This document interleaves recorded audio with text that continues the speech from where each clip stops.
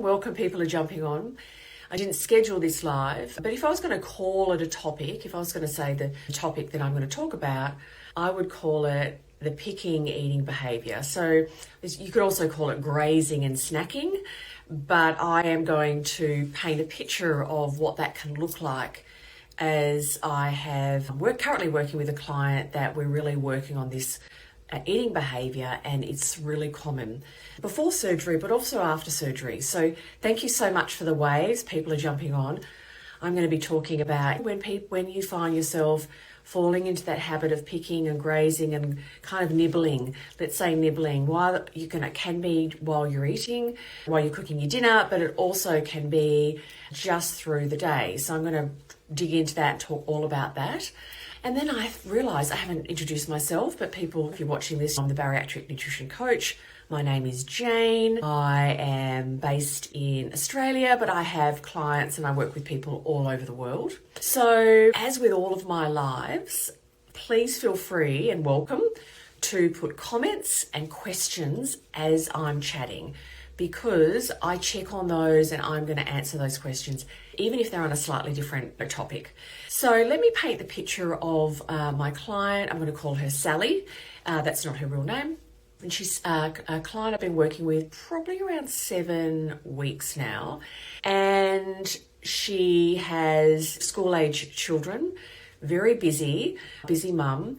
And she came to me for continued weight loss, wanting to lose continued weight loss, but also stopping weight regain. And when we dug in and looked at her eating pattern, when she's eating over the day, there were many episodes of intake. So picking, grazing, a few things here, a few things there, and probably like about eight episodes of eating across the day. If people are listening to this, is this something you do? Do you have maybe lunch and then an hour later you feel like something a little bit more, and then the kids come home from school and you pick something up and you have a little bit of something there, and then just before dinner, while you're getting dinner, you get something a little bit, and then you have dinner, and then after dinner? So let me know if that's something that you relate to. So it's really clear to identify this and really dig into what was going on. And we're working on, and really successfully, pulling down the episodes of eating across the day to be a maximum of 5. But how do we do this? And what have we been doing that's been really successful with Sally is building up the protein intake in that early part of the day. And then ensuring that she's getting a good amount of protein at each of her meals. Because what that means is that keeps her satisfied, and it means she's less likely to want to or need to snack and graze in between her meals, okay?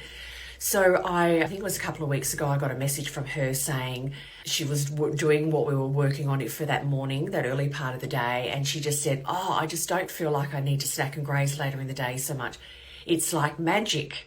And we had a laugh about it because I said, she's really noticed the impact. But I said, it's not magic. It's really that you are feeding yourself adequate protein in the early part of the day, and you can more likely to manage that picking and grazing behaviour later in the day.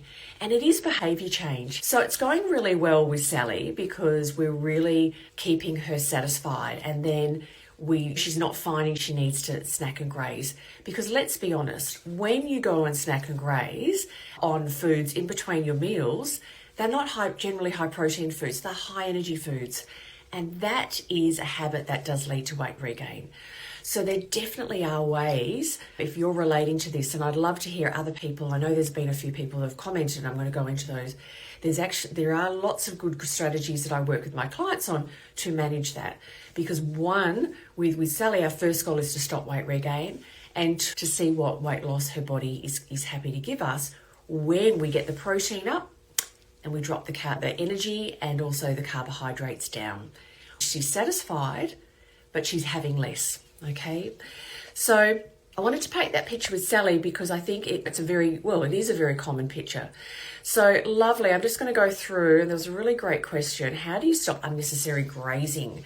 So that's a great question, and that relates so well to what I was just chatting about. we stop unnecessary grazing. When there's the grazing, and people might say it's a craving, we always want to look first and make sure you're fed physically. And that's where we ensure you're getting great regular meals and snacks that are really good source, a good level of protein. Because protein is a high satiety nutrient, keeps you satisfied for longer, keeps you satisfied with less energy intake. And what that means is that you're going to get through more comfortably to that next meal without that physical desire to graze and eat. So that's the physical side. Then once we've got that rocking along and we know physically, I'm not hungry, but I still feel like eating, then we work on that emotional side of eating. And there are strategies that I work with my clients on to manage that. Because food plays a lot of roles in our lives, and it can play a role of meeting emotions, distracting. We can eat when we're bored, happy, glad, sad, all of that. First, we want to make sure we're not physically hungry. And second, we want to then deal with that emotional side. So if you would like me to send you a DM and chat about this personally, because grazing is a habit, that grazing and picking is definitely a habit that will, one, if you're in your weight loss phase after weight loss surgery, will slow down your weight loss. Two, will lead to weight regain, okay? Because it's going to build up your intake over time. So please let me know if you would like to go in the DMs and chat more about this, okay? Hi, Betty. Still struggling with one in a while, 3+ years. Yeah, this one, yeah. It is a hard habit to break because it can be so pervasive. It's such a built-in habit. And that whole picking, and when we're preparing food, and when you've got children and they're eating regularly and there's always food around, it can be really challenging.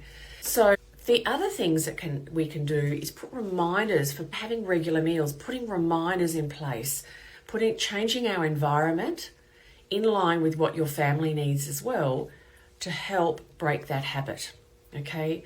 So it's really worth, Betty, continuing to work on that, okay? Lisa Slater, can't stop snacking. I never feel full. So that's a really good topic, Lisa, because the appetite side of things for some people can be a real challenge after weight loss surgery.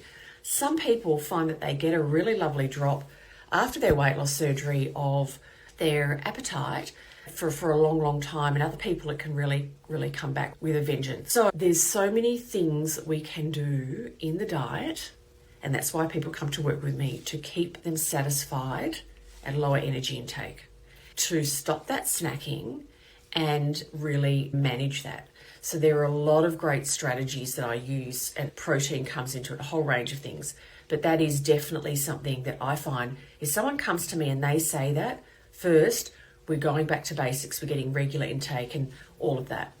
Then I can assess, do we need to look at other things, okay? And I know there's the medication side of managing appetite, even before surgery, but also after surgery. It's definitely a tool in our toolbox if, with all dietary changes, you still don't feel satisfied. But the majority of people I work with, Lisa, do. I think it is not the best path just to go straight to a medication. If you are struggling with this, you really need to optimize your diet. Protein, fiber, there's a whole range of things that we use to keep people satisfied. Majority of people, vast majority, that works. It's the struggling in this, and we might be able to, if you want to chat to me offline as well about this, struggling with this, and you're not clear, you may not be clear on how actually to keep yourself satisfied. And so you can be underfeeding yourself, and you feel really hungry, and then you have another low protein snack and you still feel hungry, and it goes on and on. Okay? So I hope that helps. Let me know if you'd like to have a DM. Made me gain weight. Yes, Lisa. Okay, sorry, I hadn't gone down to this. Yeah. And snacking, snacking and grazing is a key habit that leads to weight regain. Let me know, Lisa, and I know we've, had contact outside of this live. Just send me a DM if you want to chat about it, okay? Because I really would want to help having the same problem. Yeah, it is. It's very common. It's very common. but there are definitely things that we can work on. If you'd like to know more about how I work with clients, please let me know. Thanks, Lisa. Lovely. If you have listened to past lives, everyone, and you watch my page and all of that, I talk about this quite a lot. And sometimes I think, people are going to get bored of this. And I think the reason why I need to talk about it is it's really so common. So one, if it's something you're struggling with, just know you're not alone, okay? But often, if you're not kind of covering some key bases, it's not surprising that you are going to snack and graze, because at a cellular level, your body says, I still need something to eat.